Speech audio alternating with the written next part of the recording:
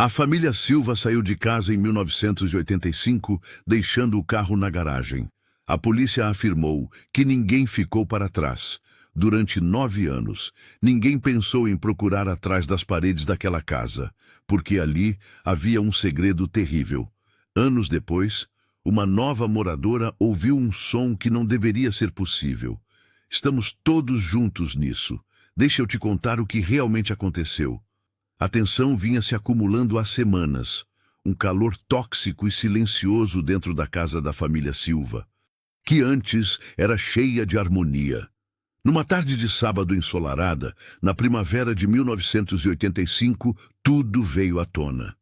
Francisco Batista, irmão mais velho de Denise Silva, sempre foi o centro das discussões. Ele estava parado na sala de estar da casa deles. Era um homem grande, alto, que parecia sugar toda a luz do ambiente. O cuidado que tinha pela irmã e pela família dela já havia se transformado, fazia tempo, numa obsessão doentia e controladora. Francisco disse: "O mundo é um lugar perigoso." Sua voz era baixa e grave, principalmente para a gente. "Você confia demais nas pessoas. Ele não é forte o bastante. As crianças precisam ser realmente protegidas." Caio Silva, professor de música do ensino médio, manteve-se firme, apesar de sua personalidade gentil, muitas vezes ser vista como sinal de fraqueza. Aos 36 anos, acreditava no poder da música e na bondade da sua comunidade. "Francisco, minha família está segura aqui", respondeu com firmeza. "Você não precisa nos dizer como viver. Por favor, nos dê espaço." Denise torceu as mãos, aflita, presa entre os dois homens. Embora amasse o irmão, a ansiedade e a visão sombria que ele tinha do mundo estavam sufocando-a. Seus filhos, Vitória, de 8 anos, e Jonas, de 12, haviam se tornado calados e se escondiam nos quartos sempre que o tio os visitava. A briga foi piorando. As ideias de Francisco sobre segurança estavam ficando mais extremas e seus comentários cada vez mais assustadores. Ele falava em construir um lugar seguro onde pudesse protegê-los de qualquer ameaça e supervisioná-los constantemente. Se você chegou até aqui, comenta de onde você está assistindo. Fala seu nome nos comentários e deixa o like. Isso mostra que você está acompanhando e ajuda muito o canal a continuar crescendo com histórias como essa. Caio, então, perdeu a paciência e mandou Francisco sair de sua casa, exigindo que não voltasse até aprender a respeitar as regras da família. Francisco foi embora, mas não antes de lançar a Denise um olhar profundo e triste, como se ela fosse uma tola por querer caminhar em direção ao fogo. "Você vai ver", sussurrou. "Todos vão ver. Um dia vai me agradecer." Aquela foi a última vez que alguém de fora da família viu os 4. Na semana seguinte, a casa do Silva ficou em completo silêncio. Denise costumava pegar as cartas diariamente, mas elas começaram a se acumular na caixa de correio. Os jornais deixaram de aparecer na varanda. Caio não ligou para avisar que faltaria ao ensaio da banda do colégio. Denise não apareceu no trabalho voluntário na biblioteca. Vitória e Jonas não foram à escola na segunda-feira. Foi uma vizinha irritada quem finalmente ligou para a polícia. A polícia encontrou a casa trancada, sem sinais de arrombamento. Quando entraram, viram uma cena de silêncio estranho, mas aparentemente normal. Um jogo de damas inacabado estava no chão da sala. Os pratos estavam secando no escorredor da pia. As camas estavam feitas. Não havia sinais de briga, nem sangue, nenhum bilhete, nenhum sinal de saída apressada. A família Silva, com seus 4 membros, parecia ter simplesmente desaparecido no ar. A investigação começou, e o primeiro a ser ouvido foi Francisco Batista, o único parente próximo na cidade. Quando chegou ao local, ele demonstrou uma preocupação séria e fraterna. Conversou com o delegado responsável, Walter Gomes, um policial branco, cansado, que acabou comprando uma narrativa venenosa. Francisco disse que Caio e Denise estavam enfrentando muitos problemas no casamento, que Denise estava deprimida e instável. Sugeriu que o casal já havia considerado largar tudo para recomeçar a vida em outro lugar, talvez no sul do país. Para o delegado Walter, acostumado a ver os casos das periferias através de estereótipos, o relato foi um presente conveniente.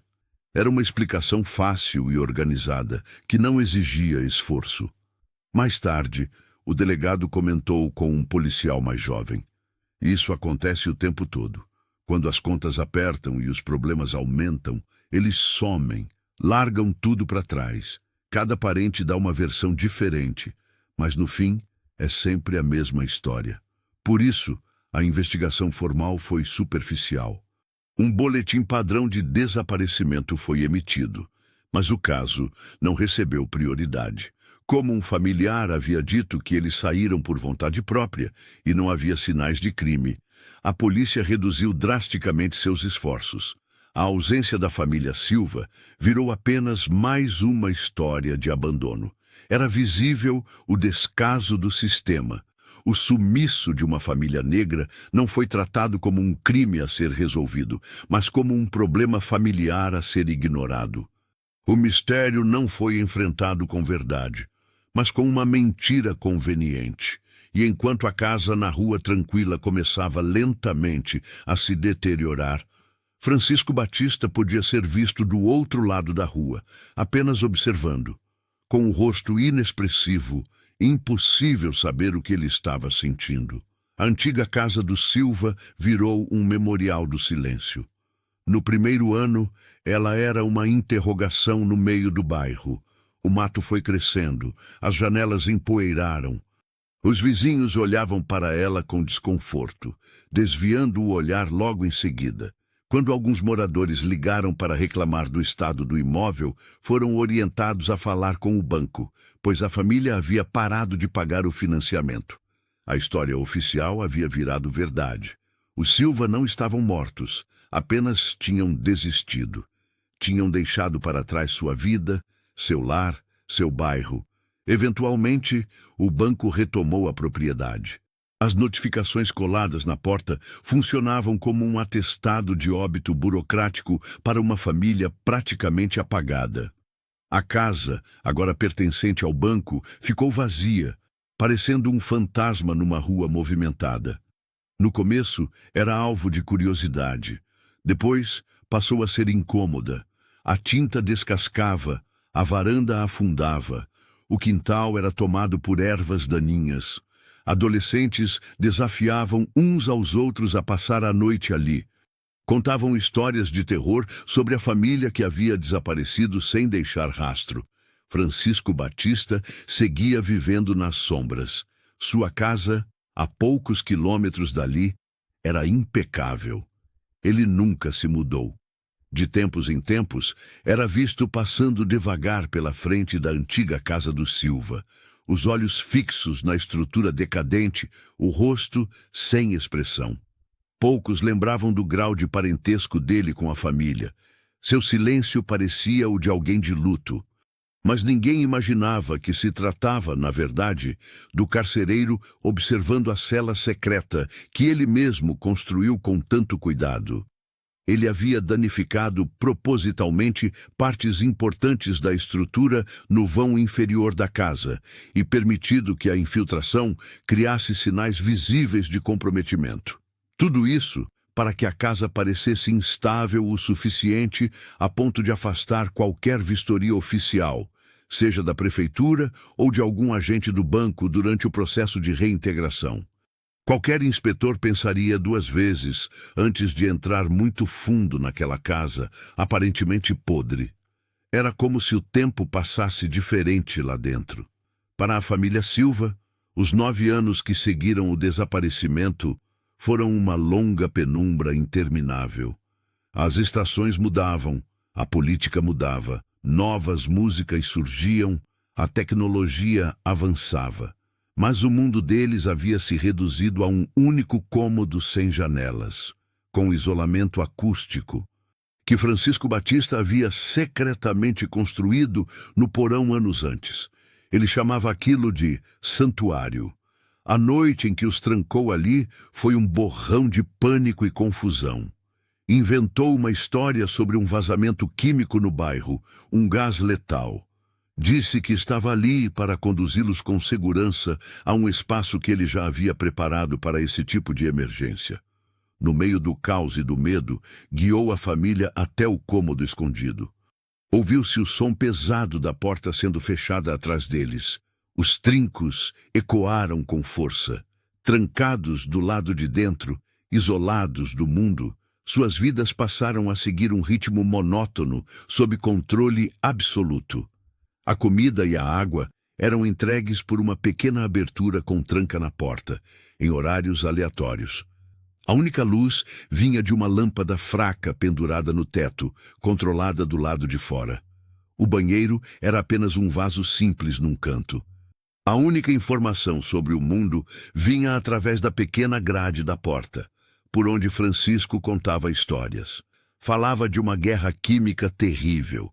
Dizia que o ar lá fora era venenoso e que ele era o único que podia protegê-los do fim do mundo. Caio, o professor de música gentil, tentava manter o ânimo da família organizando os dias com aulas para os filhos, histórias e cantorias baixas. Denise, bibliotecária prática, cuidava para que todos tivessem o que comer e não faltasse nada, com uma dedicação feroz. Os meses passaram, depois os anos, e a esperança começou a desaparecer. Jonas e Vitória cresceram naquele espaço de concreto. A imagem do céu, do sol, da grama sob os pés, tudo isso foi virando lembrança vaga, um sonho distante. Não houve violência direta nesse crime insano. Em vez disso, o que houve foi uma destruição lenta e brutal da mente das vítimas. Tempo, vida, realidade. Tudo foi roubado. Até que 9 anos depois do sumiço, no final de 1994, tudo começou a mudar. Regina Almeida, mãe solteira de 30 anos, determinada e corajosa, procurava recomeçar a vida. Trabalhava com transcrição médica e sustentava sozinha o filho pequeno, mas o apertamento onde vivia estava ficando insuportável. Ela queria uma casa com quintal, onde pudesse fincar raízes. Foi quando viu o anúncio da velha casa do Silva indo a leilão judicial. A descrição deixava claro que a estrutura precisava de muitos reparos, mas o preço era muito abaixo do mercado. Era só uma casa, pensou ela. A oportunidade parecia única. Quando venceu o leilão, sentiu uma mistura de empolgação e medo. Para ela, aquela era apenas uma casa vazia, esperando por alguém que a fizesse reviver. Não fazia ideia do passado sombrio que carregava. Ao assinar os papéis e pegar as chaves enferrujadas, sentiu esperança. Aquela seria a casa onde sua vida voltaria a andar. Mas ela mal sabia que estava prestes a entrar num pesadelo enterrado há 9 anos e que a casa que havia acabado de comprar já estava ocupada, de forma assustadora. Nos primeiros dias na antiga casa da família Silva, Regina Almeida trabalhou duro. O imóvel havia ficado anos sem cuidados, mas ela estava decidida a transformá-lo num verdadeiro lar para si e para seu filho pequeno. Arrancou carpetes manchados, raspou tinta descascando, enfrentou o matagal que tomava o quintal. Apesar do estado, sentia que a estrutura era sólida. Só precisava de carinho e muito esforço. Conforme passava mais tempo dentro da casa, especialmente nas horas silenciosas, depois que o filho ia dormir, começou a perceber coisas, pequenas coisas, perturbações que a deixavam inquieta. Primeiro foram os sons. Ela se dizia que casas antigas rangem, estalam, que é normal escutar os canos contraindo com o frio da noite. Mas os sons que ouvia não eram comuns, não eram apenas rangidos soltos. Havia um ritmo neles, um padrão quase proposital. Era um som suave, fraco, como batidas leves vindas de dentro das paredes do porão. um som que só surgia quando não havia mais ninguém acordado, e toda vez que Regina tentava escutar com atenção, congelava, o coração acelerado. Quando o som cessava, ela se perguntava se tinha imaginado. Outra coisa era o frio. Na parede principal do porão, havia um trecho de blocos de concreto que não parecia igual ao restante. O rejunte ali era de tom diferente. Mesmo em dias quentes, aquele ponto da parede era sempre gelado ao toque. Tinha um frio que não era natural, como se viesse de dentro da pedra. Seu filho reclamou que não queria mais brincar ali. Dizia que o porão era gelado e se recusava a se aproximar daquela parede de novo. Regina achou que fosse apenas um problema de isolamento térmico, por conta da construção antiga. Mas as coisas começaram a piorar. Sentia correntes de ar fracas, vindas de lugar nenhum. Algumas noites, escutava o que parecia ser um choro abafado, tão fraco que poderia ser um gato no quintal do vizinho, ou o vento passando por uma janela mal fechada, mas sempre vinha da mesma direção. O porão. Ela tentava racionalizar. Estava estressada, morando sozinha com o filho, em uma casa grande, velha. Talvez sua mente estivesse pregando peças. Mas o desconforto foi crescendo. Uma sensação de que algo estava errado. Não havia fantasmas naquela casa, mas havia algo ali. Algo silencioso, contido, como se a casa estivesse segurando o fôlego. E então tudo mudou. Era uma noite de terça-feira, no fim de outubro. As justificativas que Regina inventava para si mesma ruíram de uma vez. A realidade veio como um soco. Vitória Silva, que naquele dia completava 17 anos, não estava celebrando com amigos ou bolo. Ela passava mais um aniversário presa em seu cativeiro, como acontecia há 9 anos. Na escuridão e no silêncio, começou a cantar baixinho, como uma forma de lembrar a si mesma que ainda existia. Enquanto isso, no andar de cima, Regina Almeida se preparava para dormir. A casa estava em silêncio. O filho dormia. E então ela ouviu. Não era o vento, nem um rangido, nem um estalo. Era uma voz de menina. Vinha do porão. Fraca, abafada, quase irreconhecível. Regina parou no lugar.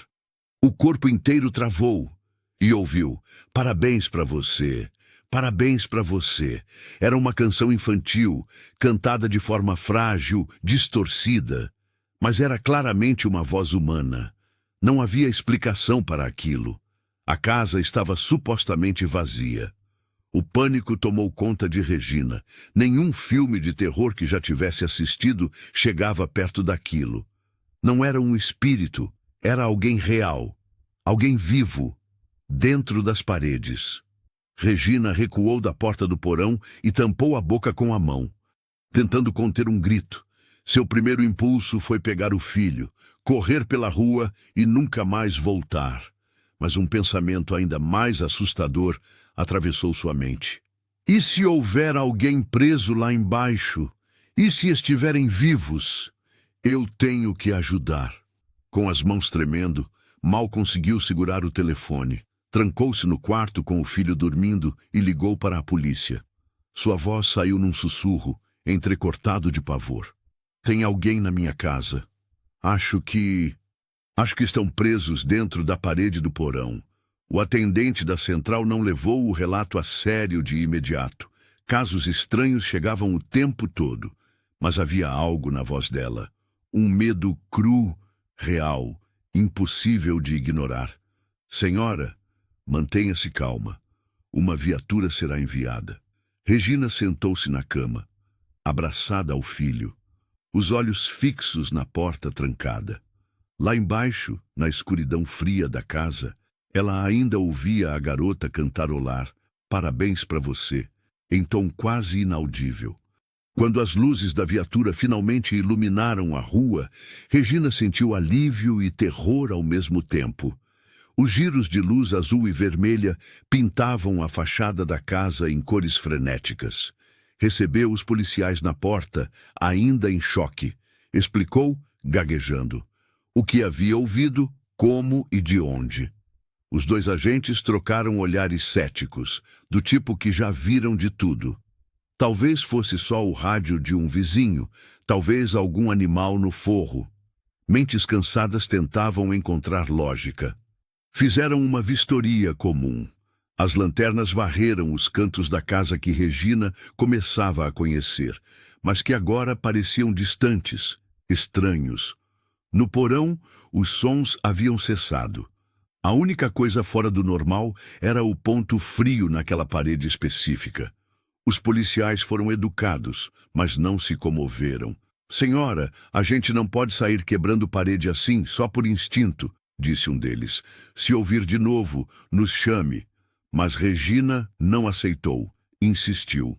Sua voz ganhou firmeza no desespero. Não é instinto. Eu ouvi uma menina cantando, eu sei o que ouvi. Talvez fosse sua convicção, talvez o desespero, talvez o olhar sincero de alguém que sabia que havia algo errado. Os policiais decidiram contatar o plantão da delegacia. Foi assim que a delegada Michele Costa entrou na história. Ela era conhecida por ser inteligente, atenta a detalhes, com um olhar que via além do óbvio. Também era conhecida por se interessar por casos incomuns, aqueles esquecidos nos arquivos. Quando chegou à casa de Regina, já era madrugada, ouviu o relato atentamente. Quando Regina apontou o trecho da parede com argamassa diferente e comentou sobre a corrente de ar que vinha dali, Michele não descartou. Você tem a planta original da casa? Regina encontrou o rolo de papel antigo no sótão, onde havia deixado durante a limpeza. A delegada abriu os desenhos no chão da sala. Segundo o projeto, aquela parede deveria ser contínua. Não havia espaço ou compartimento previsto ali. Aquilo foi o suficiente para acionar um alerta em Michele. Havia algo escondido, uma parede falsa, um segredo. Ordenou que um dos policiais pegasse a marreta no porta-malas da viatura. A tensão se instalou no ar. Regina recuou, abraçando o filho. Quando o primeiro impacto da marreta atingiu o concreto, o estrondo foi como um trovão dentro da casa. O segundo golpe abriu fissuras. O terceiro e o quarto criaram uma teia de rachaduras. No quinto golpe, finalmente, um bloco caiu para dentro. E, em vez da fundação da casa, o que havia atrás era um vazio escuro, um buraco.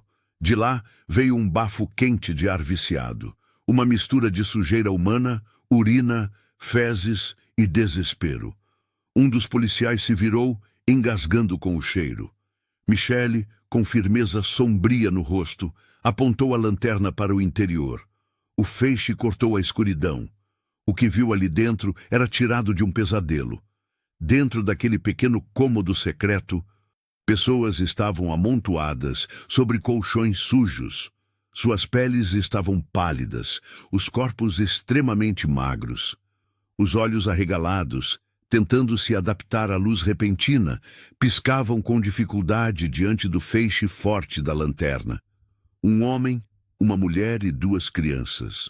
Ou melhor, duas pessoas que deveriam ter sido crianças, mas cujos corpos e rostos traziam as marcas do tempo, da fome, do confinamento. Caio Silva, Denise, Jonas e Vitória. A família que todos acreditavam ter desaparecido ou fugido havia 9 anos. Eles não reagiram com alívio, mas com medo. Medo aprendido, profundo, treinado. Vitória, agora uma jovem, soltou um gemido baixo e trêmulo.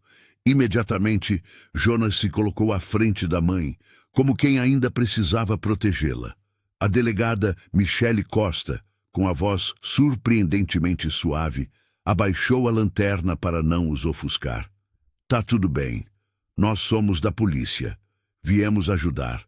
Agora vocês estão seguros. O resgate foi lento, cuidadoso. Quando os paramédicos chegaram, o bairro silencioso se transformou num cenário de emergência. Um a um, os 4 membros da família foram retirados do porão. Todos cobertos com cobertores, protegendo os olhos do sol, da liberdade, do mundo que não viam há quase uma década. Pareciam fantasmas, andando, respirando, mas distantes da realidade. O corpo e a mente haviam sido moldados por uma prisão que era impossível de compreender de fora. Enquanto eles eram conduzidos para as ambulâncias, a perícia começou a examinar o que restava daquela cela subterrânea. Era um espaço inacreditável.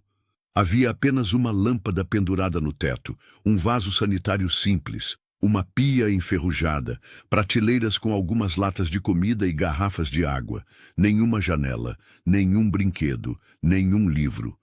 Nada que conectasse aquelas pessoas ao mundo. E aquilo havia sido a vida delas por quase 10 anos. A descoberta chocou a cidade. O que antes era tratado como um simples abandono de lar, agora era um crime monstruoso, sequestro e cárcere privado de uma família inteira. Um dos casos mais perturbadores da história local. Para a delegada Michele, aquilo era apenas o começo. Era preciso descobrir quem havia feito aquilo, quem construiu aquela cela. Quem manteve 4 pessoas presas por tanto tempo, alimentando-as apenas o suficiente para sobreviver, mas sempre no limite. A resposta estava mais próxima do que muitos imaginavam. Ela sabia por onde começar. Havia um nome que surgia nas investigações antigas. Alguém que mostrara preocupação demais, que conhecia a estrutura da casa, que tinha laços íntimos com as vítimas. Francisco Batista, irmão de Denise, cunhado de Caio, tio de Jonas e Vitória. Quando a notícia do resgate se espalhou, a mídia entrou em frenesi. Câmeras, repórteres, helicópteros. O caso que antes ninguém investigou direito virou manchete em todo o país. A delegacia formou uma força-tarefa para cuidar do caso. A delegada Michele assumiu o comando, e seu foco era um só, Francisco. Ele morava ainda na mesma casa, a poucos quilômetros dali. Quando os policiais bateram à porta, ele os recebeu com uma calma desconcertante. Seu rosto expressava uma preocupação serena, quase religiosa. Minha irmã, Denise? Eles foram encontrados, não é? Perguntou, fingindo surpresa. Mas ao ouvir que haviam sido encontrados vivos, dentro da própria casa, a máscara caiu. Por um segundo, um brilho de raiva surgiu em seus olhos. Não era alívio, era fúria, inveja. Mesmo assim, ele negou tudo. Francisco disse que aquilo era um absurdo, que jamais faria mal à própria irmã. Tentou manter a postura de um homem incompreendido, de um familiar injustamente acusado, mas a essa altura, a investigação já sabia onde procurar. A cela secreta havia sido construída com extremo cuidado, precisão e planejamento. O tipo de obra que exigia tempo, paciência e habilidade. Francisco era conhecido como um carpinteiro amador talentoso.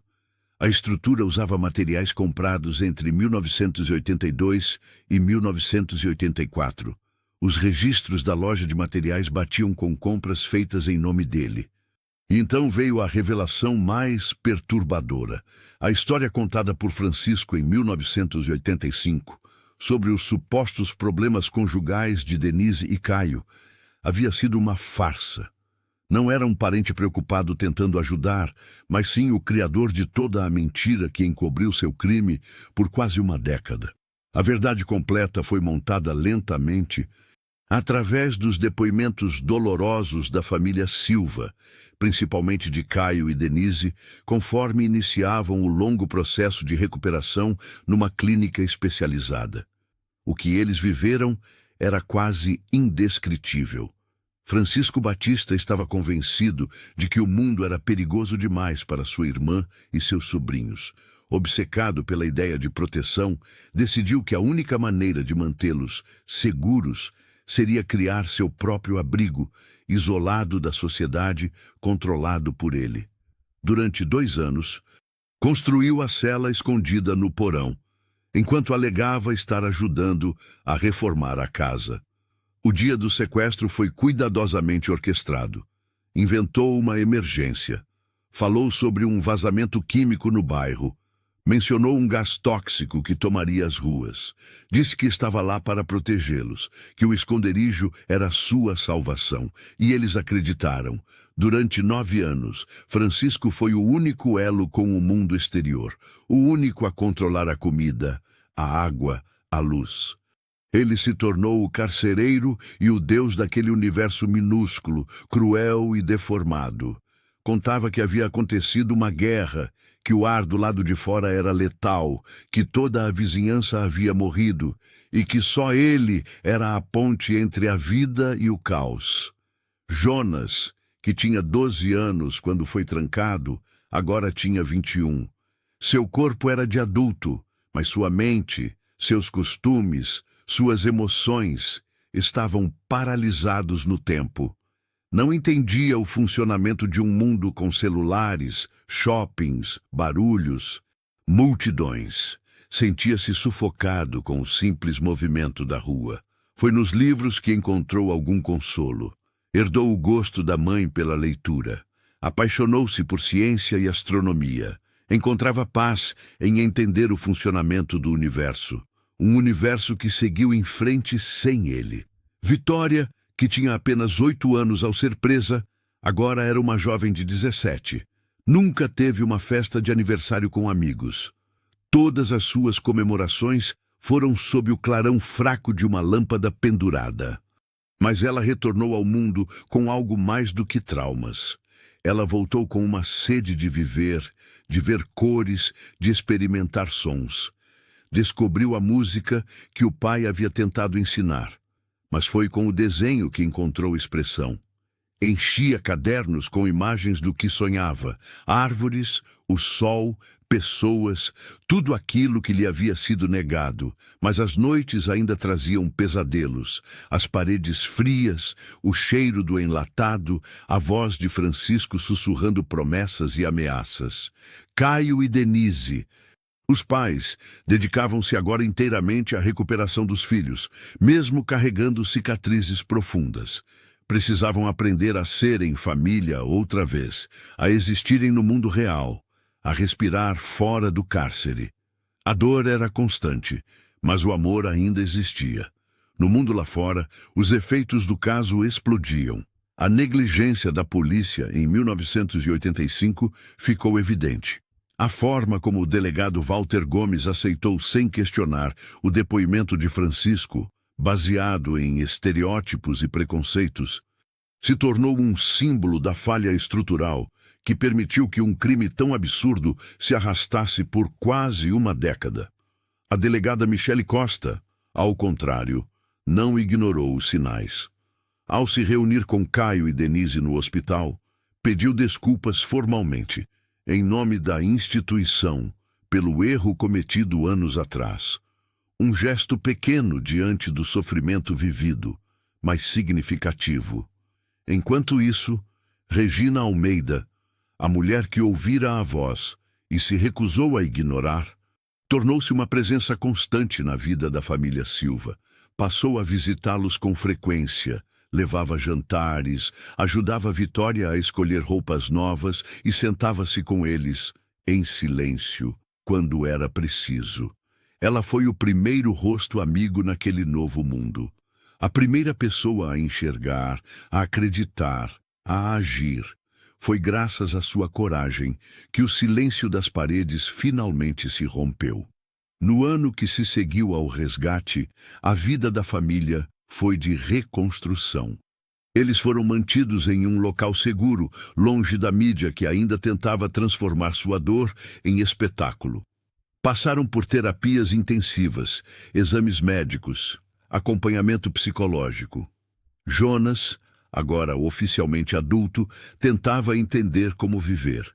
Os sons da rua, as vitrines das lojas, o número de pessoas, tudo era demais.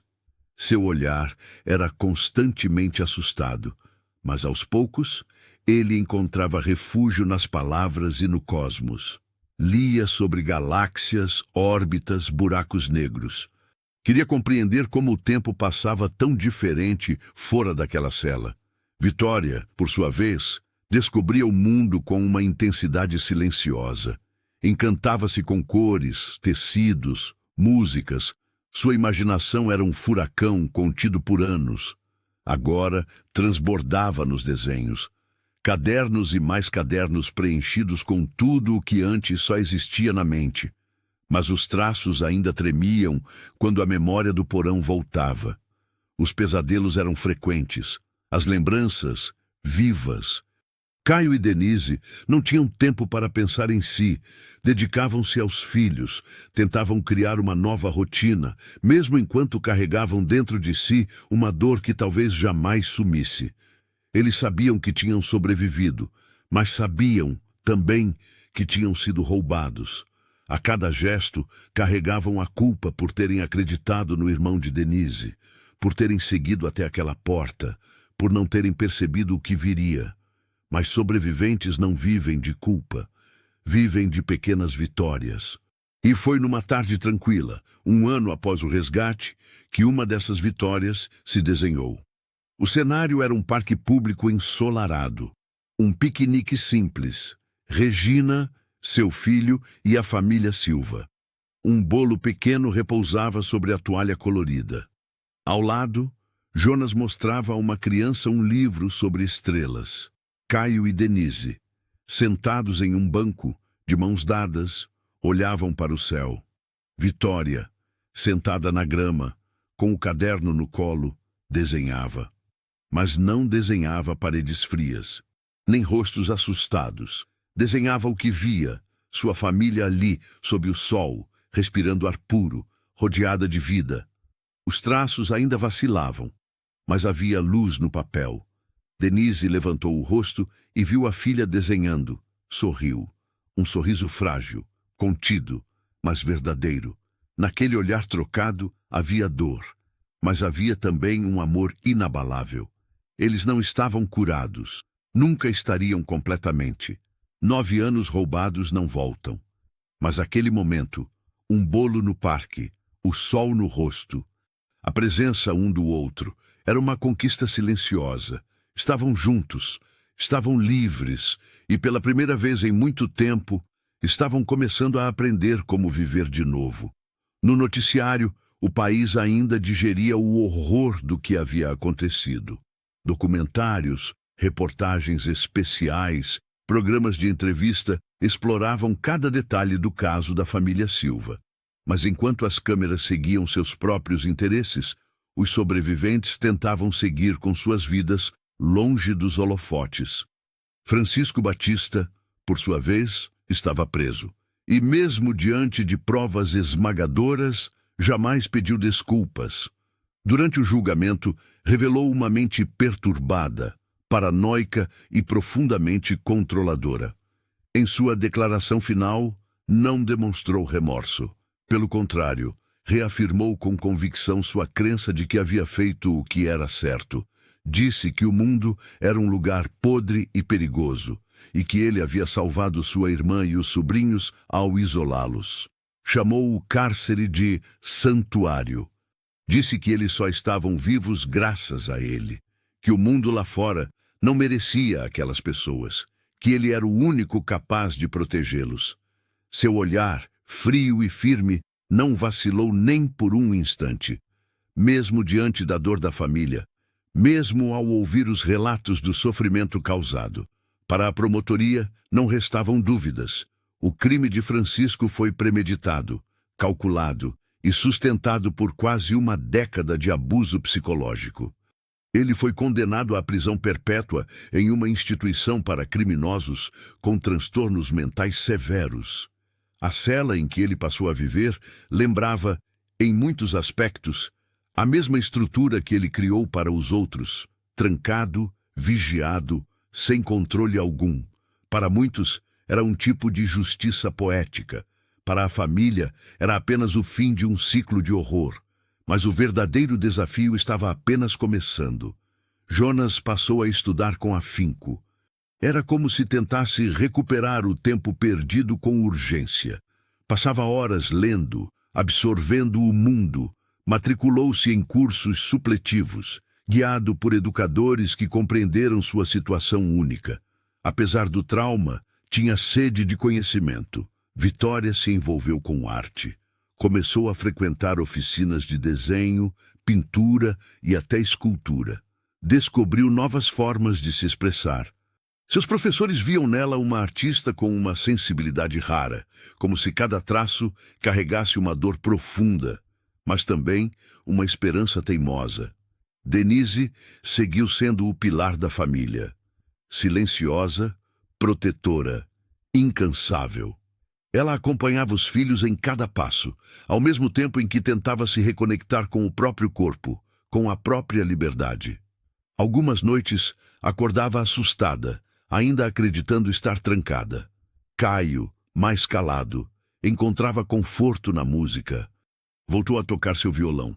Passava horas tentando lembrar acordes, melodias. Às vezes, se pegava chorando sozinho ao tocar alguma canção antiga. Mas a música também servia como ponte. Aos poucos, começou a compor de novo.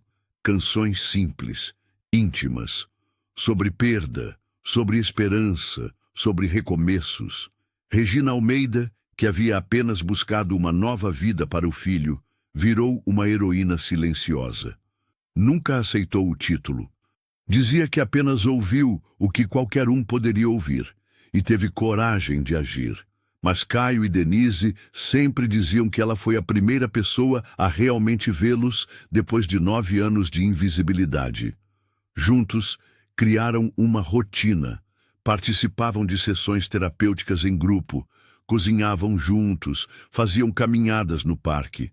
Tudo era pequeno, lento, mas tudo era conquista.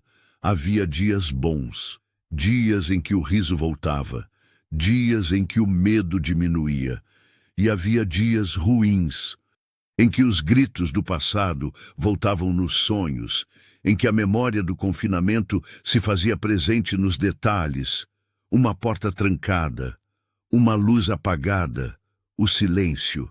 Mas, acima de tudo, havia o desejo de seguir em frente. Os profissionais que acompanhavam a família Silva eram claros em suas avaliações. A recuperação seria longa, talvez sem fim completo. O trauma vivido por Caio, Denise, Jonas e Vitória não tinha paralelo nos registros psiquiátricos da região. Era um caso raro de sequestro coletivo, de cárcere privado prolongado, com controle psicológico absoluto. Os especialistas explicavam: quando o sequestrador é alguém da família, o dano é ainda mais profundo. Há uma quebra na estrutura mais básica da confiança humana. Francisco Batista, que deveria ter sido protetor, foi o algoz. E por anos, as vítimas tiveram que depender dele para tudo: comida, luz, água, informações. Era como se ele tivesse apagado a linha entre o real e o imaginado. Mas mesmo diante de tudo isso, os 4 se recusavam a serem definidos apenas como vítimas. Não queriam pena. Não queriam ser lembrados como o caso horrível que chocou o país. Queriam, acima de tudo, reconstruir. E isso ficava evidente nas pequenas ações. Jonas começou a escrever sobre sua experiência, não como um diário, mas como uma forma de entender o que havia vivido. Produzia textos curtos, reflexivos, sobre o tempo, o medo e o conhecimento. Era sua maneira de organizar os pensamentos. Vitória, por sua vez, surpreendia a todos com sua força interna. Apesar dos terrores noturnos e da ansiedade, ela mantinha uma postura firme. Era como se tivesse decidido que nada a impediria de viver. Passou a estudar arte de forma mais séria. Queria transformar dor em beleza. Caio e Denise, mesmo abalados, encontravam conforto nos momentos em família. Faziam jantares simples, ouviam música, liam juntos. Havia dias em que só conseguiam existir, sem falar muito, mas até isso era uma vitória. As visitas de Regina continuavam. Ela se tornara parte daquele núcleo. Às vezes levava bolo, às vezes só sentava em silêncio com eles. E era justamente esse silêncio que mostrava o quanto ela era bem-vinda. Aos poucos, a casa em que estavam hospedados começou a ganhar cor. Desenhos de Vitória nas paredes, livros empilhados por Jonas, um violão no canto, com folhas de composição de Caio, panelas no fogão com o tempero de Denise. Era um lar de verdade, construído a partir dos cacos de uma tragédia. Do lado de fora, no entanto, a sociedade ainda olhava com olhos de espanto. Pessoas paravam na rua, cochichavam, apontavam. Algumas queriam fotos, outras queriam histórias. A curiosidade das pessoas, muitas vezes, feria mais do que ajudava. Mas havia também quem estendia a mão, vizinhos que ofereciam ajuda, professores que se disponibilizavam para aulas extras, terapeutas que trabalhavam de forma voluntária. Aos poucos, um novo círculo de apoio foi sendo formado. Ainda assim, o mundo era um lugar barulhento, confuso. E a cada nova experiência, uma fila de supermercado, um ônibus cheio, uma discussão no meio da rua, a família Silva precisava reaprender a reagir. Jonas, em uma sessão de terapia, resumiu bem. É como se o mundo tivesse acelerado. E a gente ainda estivesse com os pés presos lá atrás. Era isso mesmo, 9 anos presos no tempo, 9 anos de um mundo paralelo comandado por um único homem. E agora, diante da liberdade, tudo parecia estranho. O céu era maior, as cores mais fortes, os sons mais altos, mas eles estavam ali e estavam caminhando. Em uma das entrevistas concedidas por especialistas do caso, uma psicóloga que acompanhava a família explicou: eles não estão apenas se readaptando ao mundo, estão renascendo dentro dele, estão vivendo pela primeira vez em liberdade consciente, após anos de controle e medo. Essa ideia ressoava em cada detalhe do cotidiano. Para os filhos, principalmente, a vida tinha 2 significados muito distintos. O que lembravam de antes dos 8 ou 12 anos, memórias nebulosas, e o que viviam agora, com outra percepção de tempo, espaço e autonomia. Vitória, certa vez, ao ver um grupo de adolescentes andando de bicicleta, comentou com a mãe: eles parecem livres, eu quero andar assim também. Sentir o vento, cair, levantar, só isso. Pequenos desejos, simples para a maioria, tinham peso monumental para ela. No primeiro dia em que andou sozinha pela rua, mesmo que por poucos quarteirões, voltou para casa chorando, de emoção. Pela primeira vez, ninguém controlava para onde ia. Jonas, ao terminar um curso introdutório de astronomia, deu de presente à mãe um modelo do sistema solar feito por ele mesmo, com bolas de isopor pintadas à mão. Isso aqui gira, mãe. Tudo se move, nada para, nem mesmo quando a gente está preso, disse ele, sorrindo. E Denise, segurando aquele presente com as mãos trêmulas, chorou em silêncio. Chorava por orgulho, chorava porque compreendia que, apesar de tudo, a vida ainda girava. Chorava porque seus filhos estavam ali, vivos, fortes, inteiros, mesmo depois do que sofreram. Caio, que havia passado meses evitando contato com o mundo, finalmente aceitou o convite para visitar a escola onde antes lecionava. Os corredores estavam diferentes, os rostos novos, mas os instrumentos ainda estavam lá. O piano velho na sala de música parecia chamá-lo. Ao sentar no banco e tocar os primeiros acordes, a sala silenciou. Professores, alunos e funcionários escutaram em respeito. Não era uma apresentação, era uma declaração de vida. Um reencontro entre ele e aquilo que sempre foi sua linguagem. E a música encheu o ar de algo que não se explicava com palavras. Aquilo era mais do que um som, era resistência, era cura. A delegada Michele Costa, por sua vez, continuava acompanhando discretamente o caso. Sabia que o sistema havia falhado e sentia que sua missão ainda não havia terminado. Ela manteve contato com a família, oferecia apoio sempre que possível, não como agente da lei, mas como ser humano. Ela costumava dizer: Às vezes, justiça não é só punir quem fez o mal, é garantir que quem sofreu possa seguir em paz. E era isso que todos ali buscavam: paz, silêncio sem medo, escuridão sem prisão, toque sem dor. A cela construída por Francisco Batista havia sido destruída completamente. O imóvel foi lacrado e um estudo foi feito sobre como estruturas como aquela poderiam passar despercebidas por anos. O laudo técnico confirmou. Ele havia usado truques de engenharia para mascarar a parede falsa, manipular umidade e até gerar rachaduras falsas para afastar vistorias.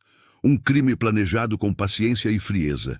Ele não usou armas, não gritou, não feriu fisicamente, mas destruiu uma década de vida de 4 pessoas.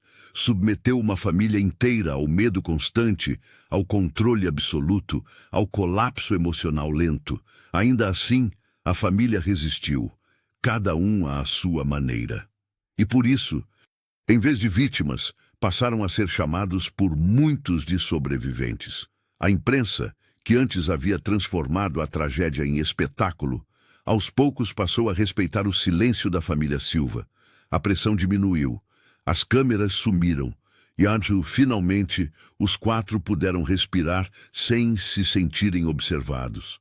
Na escola onde Vitória foi matriculada, professores e alunos foram orientados a tratá-la com normalidade. Ela agradeceu.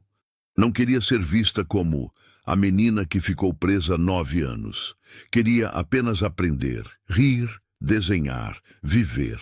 No primeiro dia de aula, sentou-se no fundo da sala.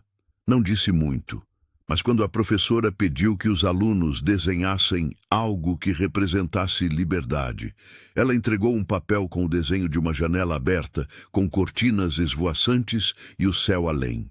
Sem palavras, sem legenda, apenas a imagem. A professora segurou as lágrimas e sorriu. Vitória, pela primeira vez em anos, também sorriu de volta. Enquanto isso, Jonas continuava seus estudos. Acelerava matérias, fazia cursos online, lia em velocidade impressionante. Tinha pressa. Queria alcançar o tempo perdido. Um professor o incentivou a escrever sobre a experiência, mas ele hesitou. Disse que ainda não estava pronto. Às vezes, eu sinto que, se eu escrever tudo, vai ser como viver aquilo de novo. E eu ainda estou aprendendo a respirar aqui fora, confessou. Mesmo assim, ele registrava coisas, frases soltas, reflexões, observações sobre o céu, as pessoas, o tempo. Guardava tudo em um caderno preto. Um dia, talvez, essas palavras ganhassem o mundo. Caio e Denise se reaproximavam aos poucos como casal. Tinham passado anos sendo apenas pais protetores, sobreviventes. Agora começavam a redescobrir o toque, o olhar, a cumplicidade silenciosa. Num domingo qualquer, sentaram-se sozinhos no parque onde sempre iam com os filhos. Denise levou um livro, Caio, um violão. Nenhum dos dois disse nada durante 1 hora inteira. Mas, ao final, quando ele começou a tocar uma melodia suave, ela encostou a cabeça em seu ombro. Estavam reaprendendo a amar em liberdade.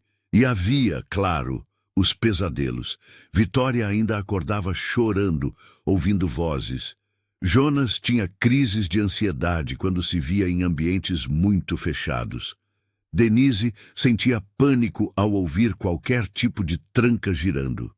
Caio evitava escadas, por lembrar daquelas noites descendo ao porão, mas todos estavam em terapia. Todos sabiam que o trauma não sumiria de 1 hora para outra. Não havia fórmula mágica, mas havia tempo. E agora eles tinham tempo. A delegada Michele Costa continuava em contato. Mandava mensagens de aniversário, perguntava dos estudos das crianças, se oferecia para ajudar com qualquer questão legal que surgisse. Nunca invadiu, nunca pressionou. Era apenas uma presença constante, confiável. Certa vez, ao visitar a família, ela comentou com Jonas: "Sabe o que mais me impressiona em vocês? Não é o que passaram, é a força que tem de continuar. Jonas pensou por um momento e respondeu: acho que a gente só aprendeu a caminhar no escuro.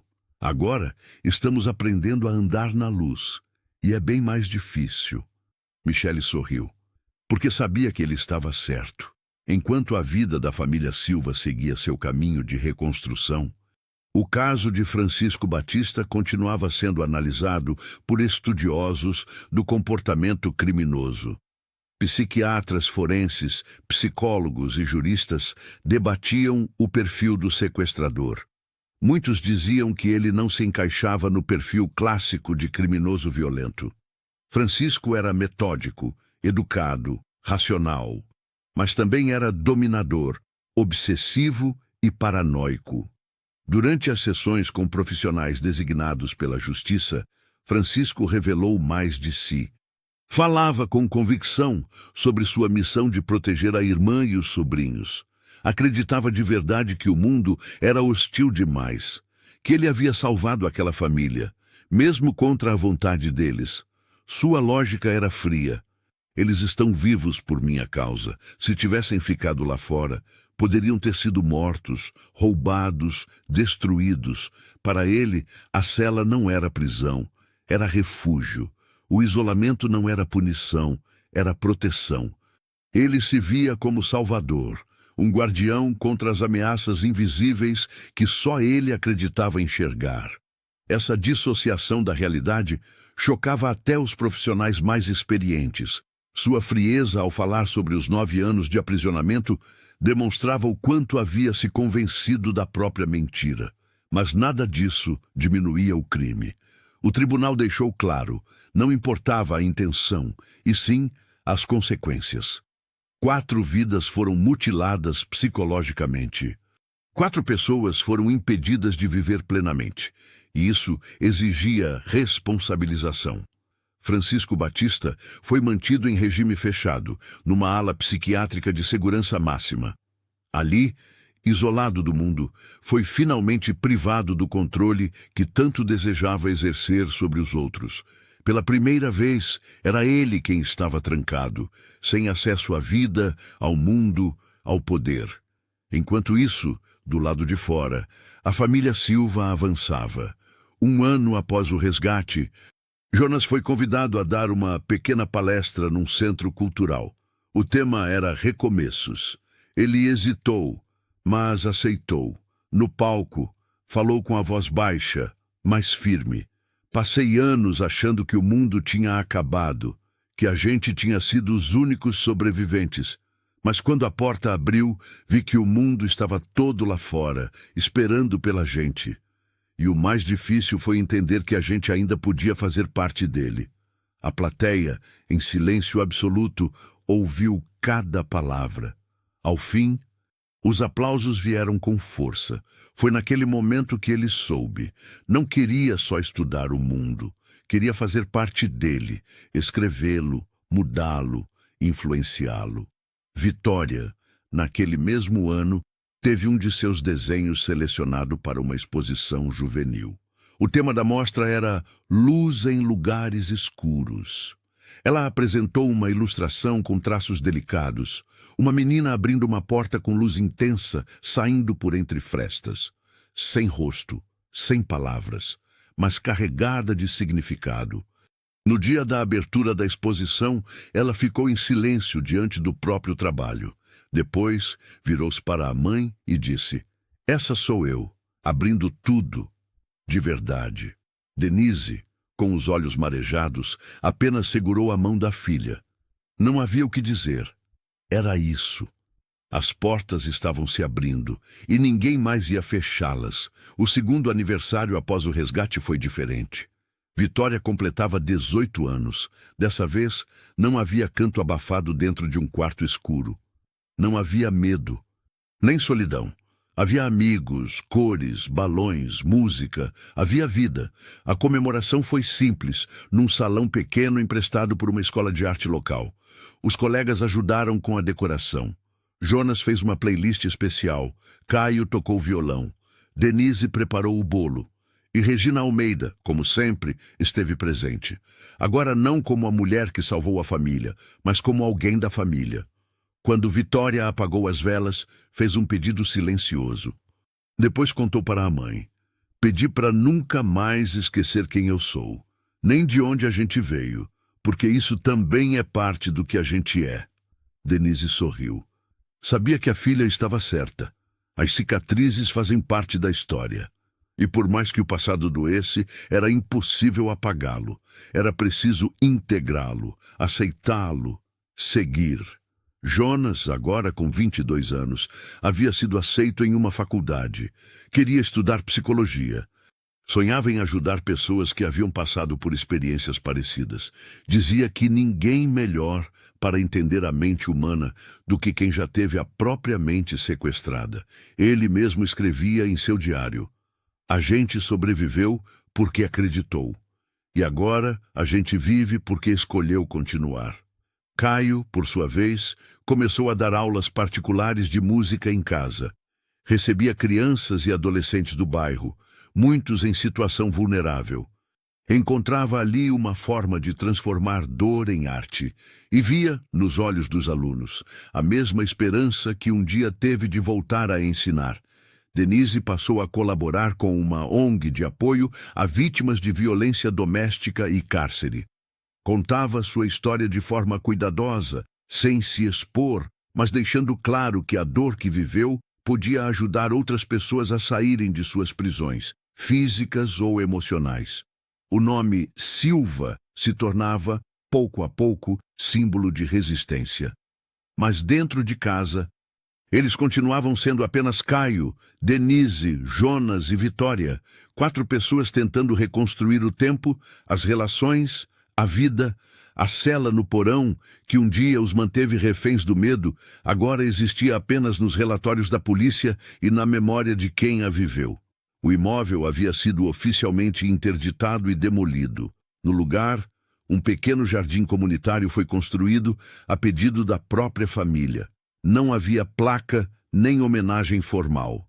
Apenas flores, bancos de pedra e uma árvore plantada no centro. Quem passava por ali via apenas um espaço calmo, simples. Mas quem sabia da história entendia o peso daquele lugar.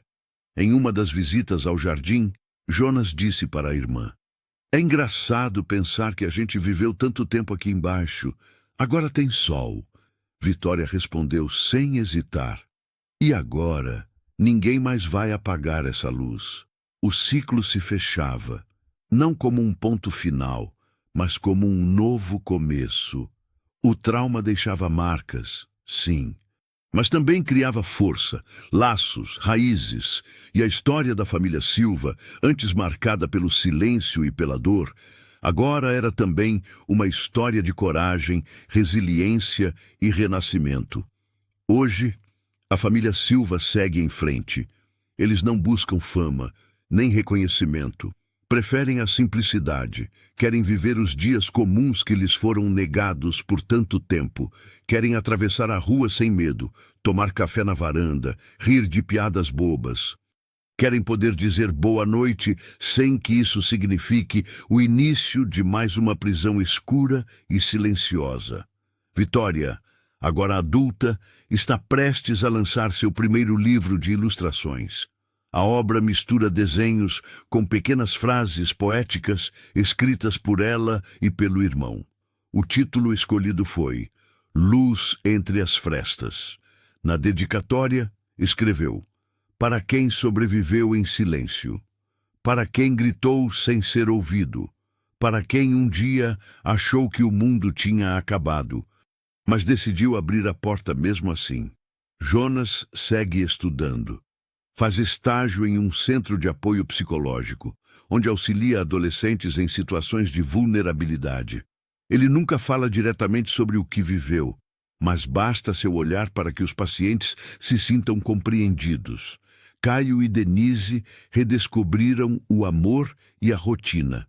Vão ao mercado juntos, assistem filmes antigos, dançam na sala. Às vezes, ainda se assustam com barulhos repentinos, mas sabem que agora estão seguros. E Regina Almeida, a mulher que não ignorou os sussurros nas paredes, permanece presente. Tornou-se madrinha de Vitória, amiga de Denise, irmã de caminhada de todos eles. Dizem que ela chegou procurando um lar e acabou oferecendo um. Ela costuma dizer: às vezes, tudo o que alguém precisa é que você pare e escute, e depois tenha coragem de agir. O jardim que existe no lugar onde tudo aconteceu floresce a cada ano. Crianças brincam ali sem saber da dor enterrada sob a terra. Mas para quem conhece a história, aquele espaço representa mais do que natureza. Representa o que nasce depois da escuridão. A história da família Silva poderia ter terminado em silêncio, como tantos outros casos esquecidos. Mas não terminou. Porque uma menina cantou baixinho num porão, porque uma mulher ouviu, porque uma delegada acreditou, porque uma família escolheu viver. Hoje, quando o sol bate no jardim pela manhã e o vento sopra entre as folhas, é possível imaginar uma frase sussurrada por alguém que já viveu o pior. A gente está aqui, juntos, livres e prontos para viver tudo que o mundo ainda tem para oferecer.